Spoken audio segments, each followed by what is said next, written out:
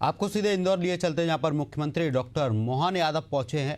देखिए लाइव तस्वीरें। यशस्वी मुख्यमंत्री डॉक्टर मोहन यादव जी, मध्य प्रदेश विधानसभा के अध्यक्ष आदरणीय नरेंद्र सिंह जी तोमर, मध्य प्रदेश सरकार के मंत्री आदरणीय तुलसीराम, मैं सभी मंचासीन अतिथियों से आग्रह करूंगा कि वे दीप प्रज्वलन एवं दादा के चित्र पर माल्यार्पण कर इस कार्यक्रम की विधिवत शुरुआत करें।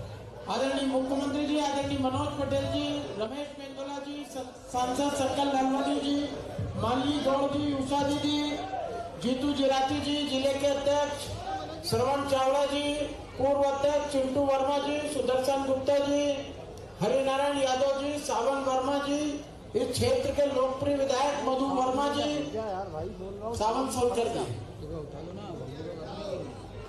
निर्भय दादा, निर्भय दादा।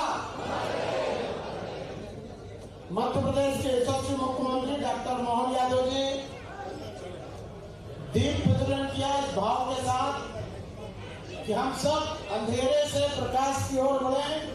अस्तो मां सद्गमयम तमसो मां ज्योतिर्गमयम के भावार्थ के साथ हम सब आने वाले समय में और तेजी से मध्य प्रदेश और देश का विकास करें और नरवेश सिंह जी के विचारों को आत्मसात करते हुए मैं आदरणीय मुख्यमंत्री जी से आग्रह करूंगा कि दादा के चित्र पर माल्यार्पण।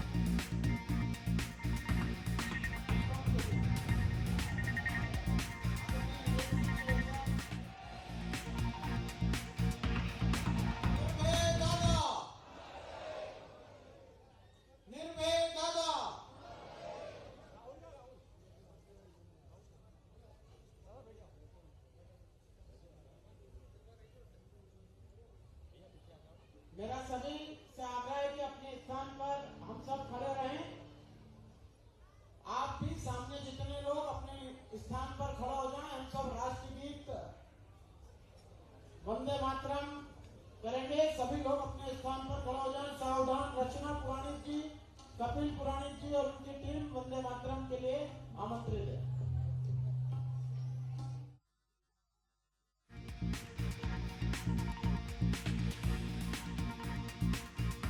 इंदौर से सीधे लाइव तस्वीर आपको दिखा रहा है। यहाँ पर मुख्यमंत्री डॉक्टर मोहन यादव पहुंचे हैं, उनके साथ विधानसभा अध्यक्ष नरेंद्र सिंह तोमर भी मौजूद हैं। स्वर्गीय दादा निर्भय सिंह पटेल जी की 29वीं पूर्ण स्मरण के कार्यक्रम में मुख्यमंत्री डॉक्टर मोहन यादव शामिल हुए हैं। इस दौरान उनके साथ विधानसभा अध्यक्ष नरेंद्र सिंह तोमर सहित अन्य मंत्री भी शामिल हुए हैं।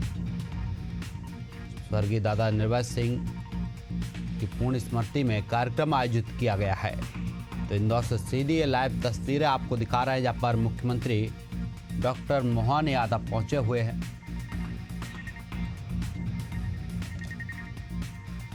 कार्यक्रम स्थल से सीधी लाइव तस्वीरें आपको दिखा रहे हैं, जहाँ पर मुख्यमंत्री डॉक्टर मोहन यादव पहुंचे हैं। स्वर्गीय दादा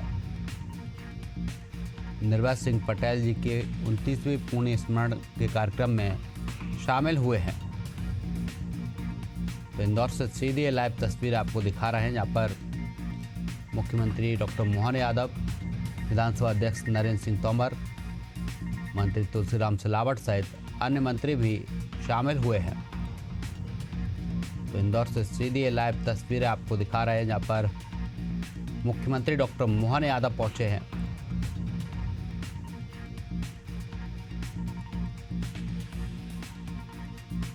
स्वर्गीय दादा निर्भय सिंह जी पटेल का 29वां पूर्ण स्मरण कार्यक्रम आयोजित किया गया है, जिसमें मुख्यमंत्री डॉक्टर मोहन यादव ने शिरकत की है। तो कार्यक्रम स्थल से सीधी लाइव तस्वीरें आपको दिखा रहे हैं, जहां पर मुख्यमंत्री डॉक्टर मोहन यादव पहुंचे हैं। स्वर्गीय दादा निर्भय सिंह पटेल के 29वें पूर्ण स्मरण कार्यक्रम में शामिल हुए हैं। तो इंदौर से सीधी लाइव तस्वीरें आपको दिखा रहा है, जहां पर मुख्यमंत्री डॉक्टर मोहन यादव पहुंचे हुए हैं।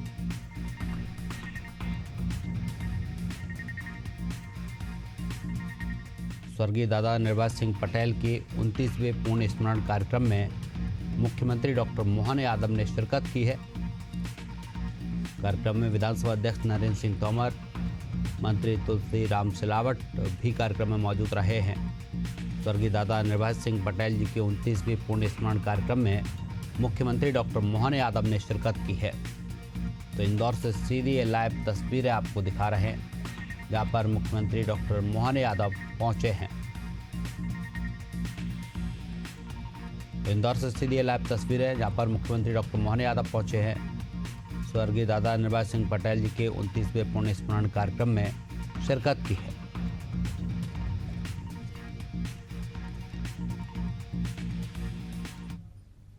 पहुंचे हैं, देखिए लाइव तस्वीरें। शंकर लल्लवानी जी, हमारी विधायक सुश्री उषा ठाकुर जी, माननीय विधायक रमेश मेंदोला जी, माननीय विधायक श्रीमती मालिनी गौड़ जी, माननीय विधायक मधु वर्मा जी, माननीय विधायक गोलू शुक्ला जी, हमारे अध्यक्ष द्वय, पहले माननीय विधायक जो इस पूरे आयोजन के सूत्रधार हैं मनोज पटेल जी, हमारे दोनों अध्यक्ष माननीय सुमित मिश्रा जी, श्रवण सिंह चावड़ा जी, पूर्व विधायक सुदर्शन गुप्ता जी, सावन सोनकर जी, जयपाल सिंह चावड़ा जी, जीतू जराती जी, यहाँ मंच पर बैठे हुए रमेश मेंदोला जी का बोल दिया ना, गोलू शुक्ला जी भी बोल दिया। आप तो बताओ मेरे को कौन सा नहीं बोला। मेरे पास मधु भैया भी बोल दिया।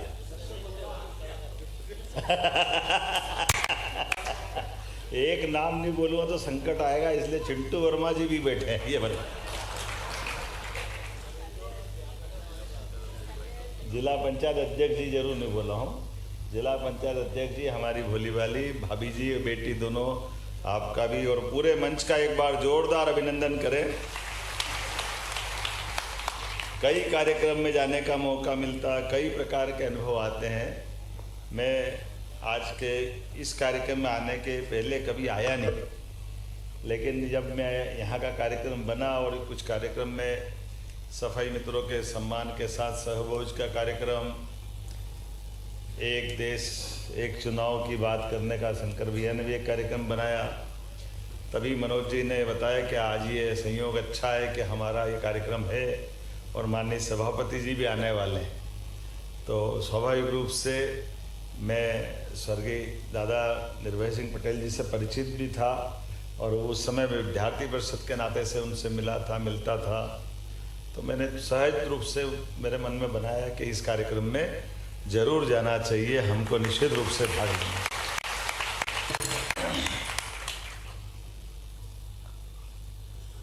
उनके जीवन का वो पक्ष भी मुझे मालूम है। आमतौर पर एक ऐसे व्यक्तित्व के नाते से उनको जाना जाता है। चुनाव तो वो 3 बार लड़े, तीनों बार जीते हैं, और जिस प्रकार से वन मंत्री का उनके पास दायित्व था और वनों के अंदर आदिवासियों की कई प्रकार की कठिनाइयों की जो जानकारी और एक साफ सुथरे व्यक्ति की जो उनकी पहचान थी, जिस प्रकार से वो काम करते थे, जो फैसले लेते थे, ये सच्चे अर्थों में हमको अपनी उस गौरवशाली परंपरा के वो प्रतिनिधि थे, जिसके कारण हम कह सकते हैं कि हम जनसंघ के ज़माने से आज तक अपने विचारों के लिए लड़ने वाली पार्टी के सिपाही के नाते से निर्भय सिंह जी की पटेल जी की नेतृत्व क्षमता बड़े आदर के साथ लेते थे। जो काम उनको मिल जाए, जो जिस प्रकार से काम करे, उस काम की अपने आप में छाप रखना, काम के लिए, संगठन क्षमता का तो उदाहरण ग्रामीण के लिए, शहर के लिए आ ही गया है। शहर में भी, गांव में भी, दोनों तरफ जिला अध्यक्ष बनना ये उनके ही नेतृत्व में हुआ है। और ललित जी कहाँ गए थे, वो उनने कहा कि मैं उनका महामंत्री था, अच्छा हुआ आप भी आए। तो मैं ललित जी को भी, हाँ ललित पोरवाल जी, धन्यवाद। अपने बीच में से उनके उस दौर के साथ, और नरेंद्र सिंह जी भाई साहब ने अच्छा रहस्य बताया कि ये 2 पुरस्कार जीतने वाले लोग उस प्रतियोगिता के बाद हमारी इस प्रतियोगिता से आगे का अंजाम क्या होता है, अब हमको मालूम पड़ गया कि यहाँ बोलने वाला कोई महापौर बनता, कोई जिला अध्यक्ष बनता, ये हम सबके सौभाग्य की बात।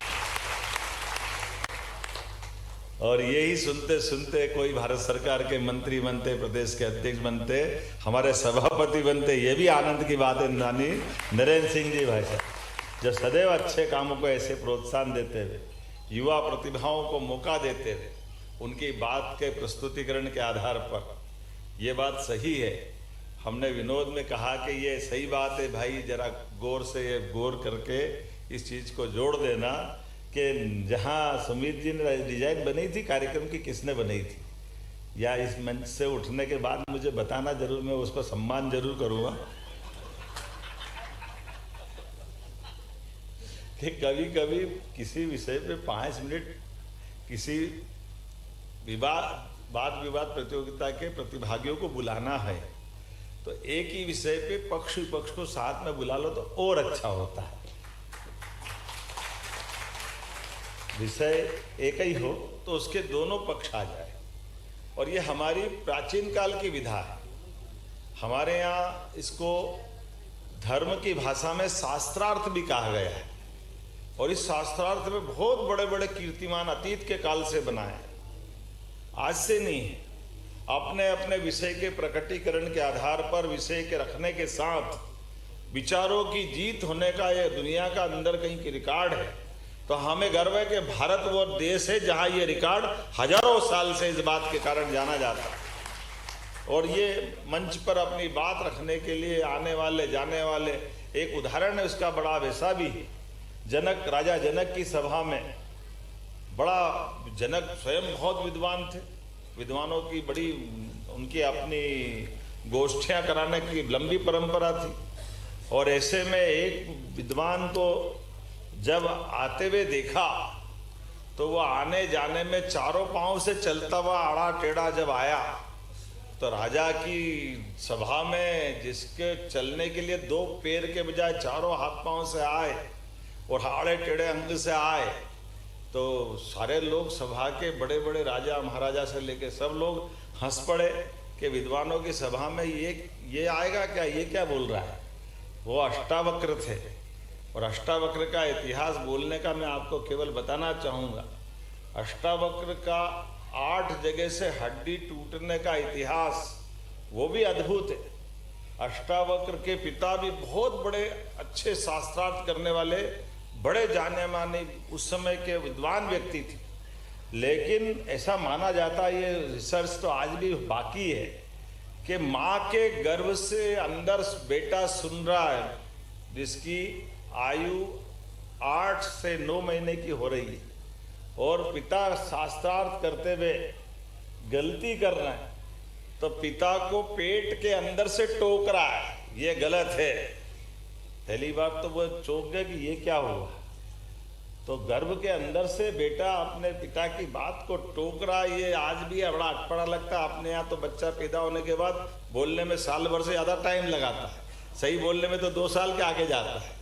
लेकिन ये हमारा भारतीय दर्शन है, भारतीय शास्त्र का इतिहास है। 1 बार नहीं, 2 बार नहीं, और बड़े विद्वान को उनका ही बेटा गर्भ से अगर टोके 12वां तो 5 बार, 7 बार, 8 बार तक भी वो हर बार अपने पिता की गलती से, तो उनको गुस्सा आया कि अब कोई भी है तो भले ही मेरे संतान है, लेकिन मेरे को इस पृथ्वी पे कोई ऐसा टोके मैं पसंद नहीं करता हूँ। तो अपने हाथ में जल लेकर के जो भी है ये अपने कीमत चुकाएगा, जितनी बार टोका है इसकी हड्डियों का नाश हो जाएगा।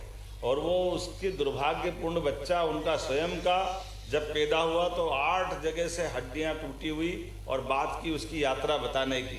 राजा जनक के दरबार में आते हुए जब वो अपनी विद्वत्ता के बलबूते पर प्रवेश कर रहे थे और हंसने वाले जब हंस रहे थे तो जब खड़े होकर के उनने जवाब दिया, वो हम सबको गौरवान्वित करने वाला था। तो उनने कहा मुझे यहाँ विद्वानों की सभा में बुलाया गया था इसलिए मैं आया था, लेकिन राजा जनक आपके दरबार में ये हड्डियां देखने वाले बैठे, मुझे बड़ा दुख है। ये सारे लोग शरीर को देख रहे हैं। विचारों के उस महायज्ञ में जब हम विचारों की बात कर रहे हैं, ऐसे समय में हड्डियां, चमड़ा, ये शरीर भगवान की दया से हम अपने हाथ से नहीं बना सकते। हम अपने आप को जन्म और मृत्यु में भी भगवान पे ही छोड़ते। जब भगवान की इच्छा होगी तो हमारा जन्म होता है, जब भगवान की इच्छा हो तो हमारा शरीर छूटता है। भगवान हमको जैसा पैदा करता है, इसलिए भगवान एक गुण भी हमको देता है। आप कभी गौर करना इस गुण से, हम सब अपने आप में देखना, चाहे कोई कितना सुंदर से सुंदर व्यक्ति हो, वो भी कांच में देख के अपनी उस बॉडी पे सुख और आनंद महसूस करता है, या कोई चाहे जैसा भी हो वो भी मैं कांच में देख के आनंद महसूस करता है। ये भगवान गुण सबको एक जैसा दे देता। कभी कोई आदमी अपने आप को कुरूप मानता ही नहीं, हमेशा इस भगवान की वो विधा के आधार पर। ऐसे में विचारों की इस यात्रा के बलबूते पर जो यहाँ विचार यज्ञ हुआ तो आनंद आया था देख करके, जब कृषि के क्षेत्र में उनने अपनी उल्लेखनीय उपलब्धियां रखी। और क्या धन धन धन धन, ऐसा लग रहा है कि 47 दड़ दड़ दड़ दड़ दड़ गोली चल रही थी, मजा आ गया। सुनते सुनते हमारा युवा यही तो लोकतंत्र को मजबूत करेंगे, यही तो भविष्य की पीढ़ी बनेंगे। और ये मैं अपने भतीजे के लिए भी जोरदार तालियां बजवाऊंगा, यद्यपि मैं उसको बोलूंगा कुछ बात बाकी है, लेकिन उसने जो बेबाकी से अपनी बात रखी, पक्ष हो या विपक्ष, उसको जो जवाबदारी दी वही तो बोलेगा। तो उसको विपक्षा विषय दिया तो बोला, उसमें कोई मना नहीं, लेकिन मैं उसके कुछ विषय जरूर सुधराऊंगा। उस विषय में ये और बाकी रह गए, जिसपे से हमारे लिए लोकतंत्र है, हमारी सरकार ने। आप क्यों अपने पे ले रहे हो?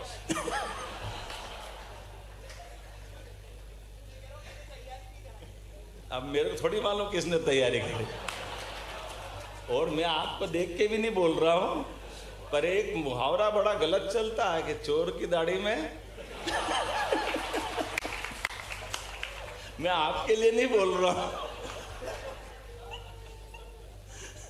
एक फिल्म में एक बार एक बड़ा अभिनेता अपना अमिताभ बच्चन कहीं पे गवाही दे रहा है, और गवाही देते देते गवाह और सबूत के बीच वो जिसके पक्ष में गवाह देने आया उसको उनने देखा ही नहीं था, और ये उस सामने वाले वकील को ध्यान में आ गई कि ये बत्ती दे रहा है।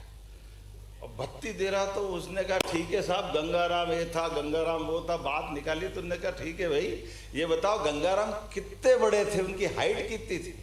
अब अमिताभ ने देखा तो ही नहीं, बोले क्या? अमिताभ ने धीरे से इधर उधर देखते देखते ताली के तरीके से उस फिल्म के डायलॉग में ऐसे हाथ घुमा के अंदाज से ऐसे कर दिया। अब वो एवरेज साइज थी किसी की, तो सामने वालों को देखो साहब, हमने कहा ना ये झूठ बोल रहे हैं। बोले क्यों? वो गंगाराम कोई मनुष्य थोड़ी इतना बड़ा, वो तो तोता था, मुर्गा था, ये कहाँ से आ गया? तो उनने कहा देखो वकील साहब, ये जल्दी कर दी, मेरा नीचे का हाथ तो आना ही बाकी रह गया, अभी तो ऊपर का ही आया। तो महापौर बोल पड़े तो मैं क्या करूं?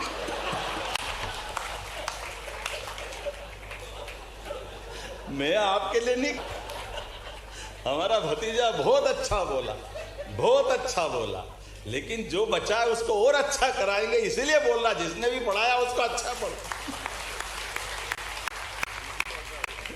हमारे लिए आनंद की बात है। मैं इसलिए कह रहा था कि मैं उसको ये याद दिलाता कि भाई इस देश के अंदर अपने निर्भय सिंह पटेल जी के, जिनके दीपालपुर विधानसभा लगी है, तुलसी भैया गवाह, ये फतेहाबाद की लाइन उखाड़ी थी, कांग्रेस के शासन के उखाड़ी थी, और ये लाइन डली थी अंग्रेजों के टाइम, सिंधिया जी और होलकर जी के बीच में से आगर तक जाते हुए ये मिलाने के लिए, इधर महू से लेकर के दोनों मिलिट्री हेडक्वार्टर को जोड़ने की जगह थी। इस उखड़ी हुई पटरी को बिछाने का काम किसी ने किया है तो यशस्वी प्रधानमंत्री की सरकार ने किया, हमें इस बात का गर्व है। और बुलेट ट्रेन की बात है तो ये बात भी सही है कि सपना देखा गया था, बुलेट तो छोड़ो, अभी तक भी अपने घर से कभी बड़े बूढ़े निकलते तो वो लाल लोहे के सरिये वाले डब्बे के अलावा रेल के दिमाग में से चित्र नहीं जाता था। अभी वो रेल अब जो चल रही है तो उसका जो मजा आता है ये केवल मोदी जी कर सकते हमारे अपनी सरकार में, जिसके आधार पे हमको आनंद आता है। ऐसी एक नहीं बहुत सारी बातें कह सकता हूँ, लेकिन ये एयरपोर्ट जैसे हमारे प्लेटफॉर्म बन रहे हैं, बाकी बातें भी आई रही है, तो बच्चे ने तैयारी अच्छी करी, उम्मीद करेंगे। एक सबसे बड़ा पाप कांग्रेस के शासनकाल में जरूर बोलना चाहूँगा, बाकी भाई साहब ने रख ही दिया, बड़े दुर्भाग्य के साथ कहना पड़ेगा, नैरो गेज, मीटर गेज और मीटर गेज को उखाड़ के ब्रॉड गेज डालने का पाप कांग्रेस ने किया। क्योंकि ये उखाड़ के पटरी बदलने के धंधे में लगे हुए थे सारे कांग्रेस। इनने सत्यानाश करा, हमारे खून पसीने का पैसा पानी में बहाया। अरे वो मीटर गेज और नैरो गेज के बलबूते पे दुनिया में अच्छी ट्रेन चल रही थी, सुपर फास्ट ट्रेन चल रही थी, केवल इंजन और डब्बे तो बदल देते। लेकिन ये कांग्रेस के लोगों ने अपनी कुदृष्टि के कारण से रेल का भी सत्यानाश कर दिया। रेल का भी मंत्रालय अलग, और वो अंग्रेजों के टाइम का चला हुआ मंत्रालय, ऐसा लगा जैसे दहेज में दे दिया हो। उनके समय जो सरकार बनती थी एक आध दो ट्रेन चला के छुट्टी पा लेते, बाद में कोई आते ही नहीं थे। ये माननीय मोदी जी है, रेल मंत्रालय को भी एकदम विशाल मंत्रालय कर दिया और रेल मंत्रालय को मूल बजट से जोड़ने का काम किया। आज के इस अवसर पर खेल हो, रेल हो, कृषि हो, सभी क्षेत्रों में जिस प्रकार का समय चला है, निश्चित रूप से आज कृषि की बात करो तो कहाँ 1956 से लगाकर 2002-3 तक का माननीय भाई साहब ने आंकड़ा भी दिया है कि 6 करोड़ का खेल का बजट था। आज देश के अंदर सर्वाधिक रूप से खेल के पुरस्कार कैसे मिल रहे हैं, हमें गर्व है। मध्य प्रदेश से आ रहा है, वो मध्य प्रदेश उस राज्य में शामिल हुआ है जहाँ सभी प्रकार की अकादमी और शूटिंग अकादमी के माध्यम से तो नेशनल और इंटरनेशनल स्तर के पुरस्कार मिल रहे हैं। हॉकी का अगर हमको गोल्ड हॉकी का पुरस्कार ओलंपिक में मिला है तो उसमें एक खिलाड़ी अपने मध्य प्रदेश का भी है। कृषि के अंदर देखो तो कृषि के अंदर 1956 से लगे 2002-3 तक हमारे लिए केवल 7.5 लाख हेक्टेयर का सिंचाई का रकबा था। ये इंदौर के अंदर नर्मदा का पानी आ जाए यही सपना था। अब तो खेत खेत में नर्मदा का पानी पहुंच रहा, जोरदार आनंद आ रहा है। ये बदलते दौर का समय है। 44 लाख हेक्टेयर हमारे पूर्ववर्ती माननीय उमा जी, बाबूलाल जी, माननीय शिवराज जी, उसके बाद 44 लाख हेक्टेयर 2002-23 तक, और अकेले 7.5 लाख हेक्टेयर तो अपनी सरकार में हो गया ये 1.25 साल के अंदर, जो इनने 55 साल में किया। और केवल इसमें नहीं, रेल के अंदर तो गजब हो जाएगा। रेल के अंदर तो इंदौर से मनमाड़ की, अरे वो धार झाबुआ नहीं पार कर पाए थे इनके समय में, जो उस समय अंग्रेजों की डली रेल उससे ही काम चलता था। अब तो बदलते समय में पूरा खरगोन निमाड़, और ये आने वाले समय में जो हमारा ये नया ब्रॉडगेज का सिस्टम चलेगा, ये ब्रॉडगेज का सिस्टम तो सीधा सेंधवा से बंबई की तरफ जाने का, ये हमारे इंदौर, उज्जैन, पूरे मालवा सहित देश को भी कहां से कहां पहुंचाएगा। रेल के मामले में 18,500 करोड़ की इंदौर मनमाड़ रेल लाइन केवल मोदी जी दे सकते। जोरदार अभिनंदन करें उनके अपने उस भाव के लिए। एक नहीं, सभी सेक्टर में जिस प्रकार से काम किया है, लेकिन ये सब बातों का सार हमारे अपने उस विचार के प्रति है, उस विचारधारा से जुड़े हुए लोगों के प्रति है, और स्वर्गीय निर्भय सिंह जी के प्रति है, जिन्होंने पूरा जीवन, भले ही अपोजिशन का समय हो लेकिन प्रतिबद्धता के साथ लोकतंत्र को जिंदा रखने के लिए अपने जीवन के आदर्शों से समझौता नहीं किया, और उदारता के साथ। लेकिन किसान नेता भी शासन का सुशासन में बदलने वाला सफल प्रशासक हो सकता है, इस प्रकार का जीवन जिया है। मैं उनको नमन करता हूं। और इस कार्यक्रम मैं माननीय मुख्यमंत्री जी को, तुलसी भैया, मैं माननीय मुख्यमंत्री जी को बताना चाहता हूं, भाई साहब पार्टी की व्यस्तता के कारण इस बार मैं जरा तय नहीं कर पाया कब कौन बोलेगा, ये सब मनोज भैया ने तय करा था।